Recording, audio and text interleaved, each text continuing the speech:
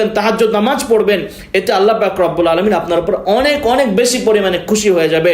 এবং এখানে সুযোগও রয়েছে, আমাদের ঘুম সাধারণত পুড়ে যায়, আগে আগে ঘুমালে আমরা পরিপূর্ণ ঘুম এখানে ঘুমাতে পারি এবং শীতের কালে ঘুমটাও ভালো হয়। সুতরাং আমরা কিন্তু শেষ রাতে জাগ্রত হয়ে এই সময় তাহাজ্জুদ নামাজটি আদায় করতে পারি। 2 নাম্বার, অবশ্যই আমরা এই সময় যেহেতু দিনগুলো ছোট রয়েছে, আমাদের জীবনে যদি কোনো ছুটে যাওয়া রোজা থেকে থাকে, বিশেষ করে মা বোনদের ক্ষেত্রে রমজানুল মুবারকের যদি কোনো কাজা রোজা থেকে থাকে, অথবা মান্নতের রোজা, অথবা এমনি কোনো রোজা আপনার উপর অবশিষ্ট রয়েছে, এমন কোনো যদি রোজা হয়, তাহলে এই সময় অবশ্যই আমরা রাখবো।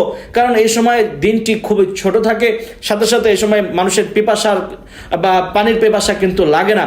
এই সময় কিন্তু খুব সহজ রোজা রাখা, তাই আমরা চেষ্টা করলে এই সময় রোজা রাখতে পারি এবং এই সময় আমরা রোজা রাখার চেষ্টাও করব।